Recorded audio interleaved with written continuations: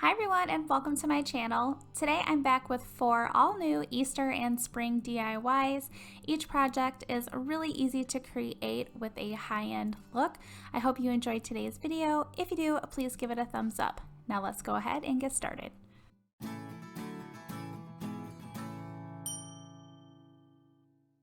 For the first DIY in today's video, I'm going to be using this unfinished wooden bunny that I picked up from Hobby Lobby. It was in the Easter crafting section and I paid $3.99 for it. The first thing I did was just peeled off the large tag that was on the bunny, and then I painted the bunny with my Waverly chalk paint in the color Ivory, and I only had to do 1 coat of this paint. Once that was all dry, then I took some of my Java colored paint from Folk Art and I very lightly painted this color around all of the edges of the bunny to give it a little bit more detail. And then once I did that, I took whatever was left over on my brush and just very lightly dry brushed that around all of the sides of the bunny, and then also along the front and back sides of the bunnies. And I did just stay going in vertical motions so that all of my distressing lines would be in the same direction.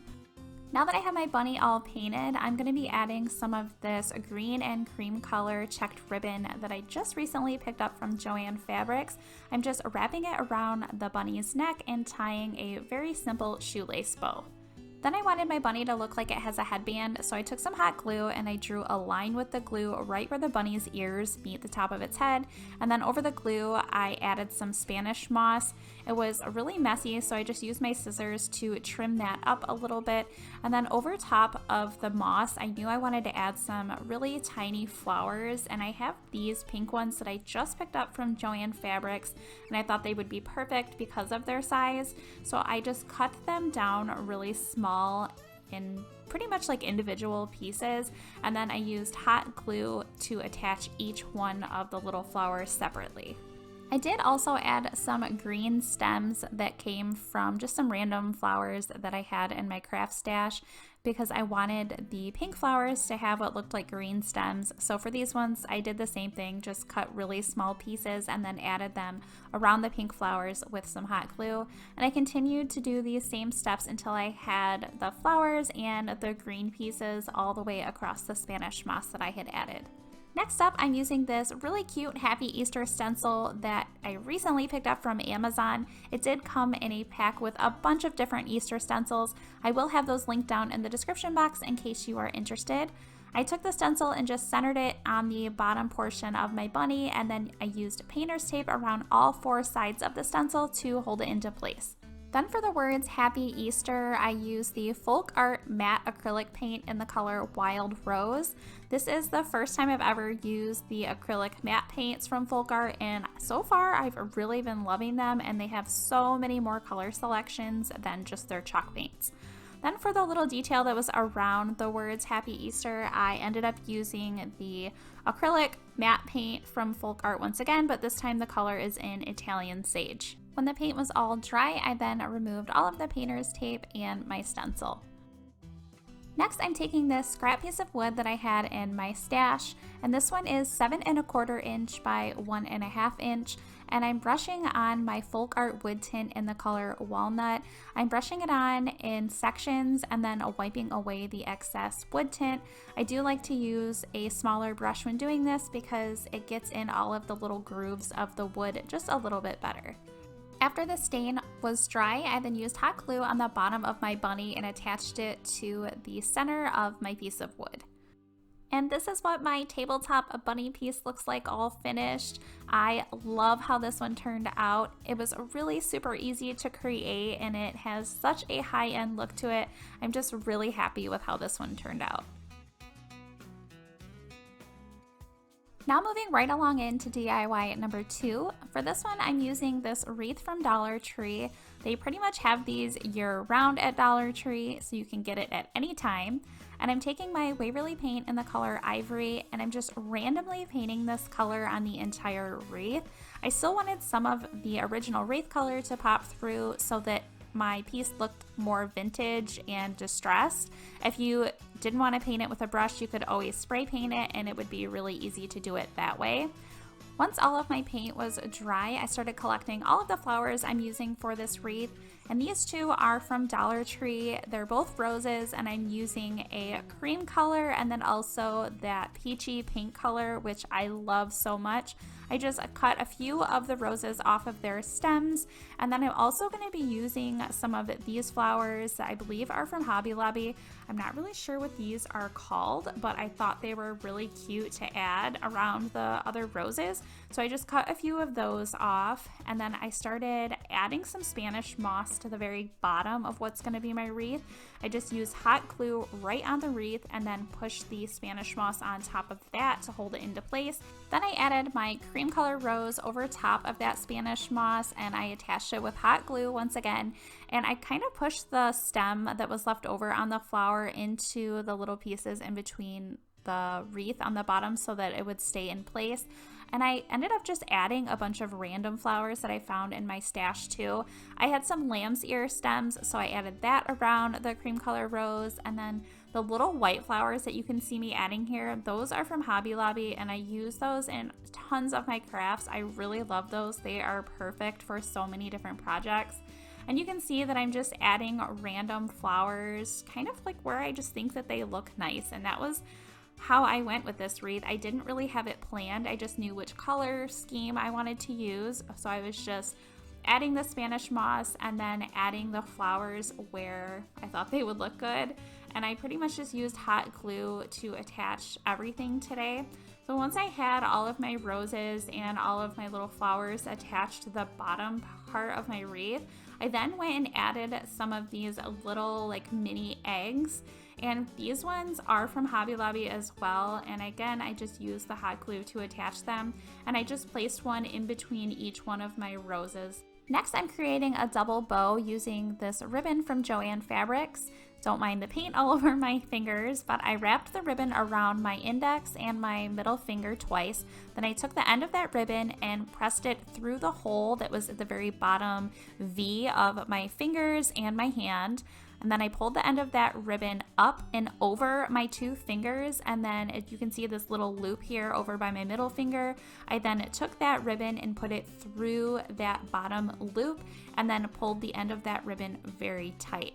I hope that explained it well. This one was a little bit hard to explain, but you can kind of watch how I'm doing it as well if you're not sure how to do a double bow. I'm also using this green and cream color ribbon, also from Joann Fabrics, and for this one I'm just creating a really simple shoelace bow, and then for the ends of all of my ribbons I'm just cutting those into a V.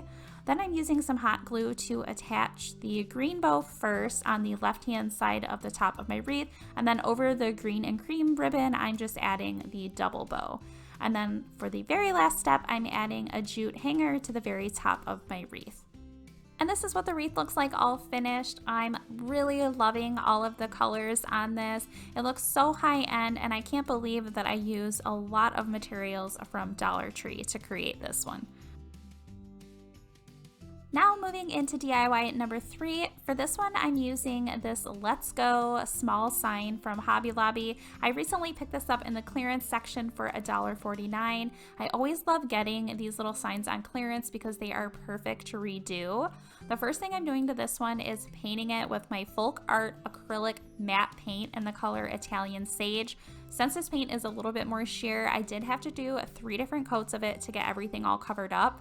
Then once it was dry, I took some of my Waverly paint in Ivory and I went around all of the edges of this sign to give it kind of a distressed look. I just thought it added a little bit more detail, and I just randomly painted it on. So some places have more paint than others, but I really loved the way that this looked. Then I'm going to be using these 2 little bunny gnome stencils. These came from the same pack of stencils as the Happy Easter one I used earlier on in the video.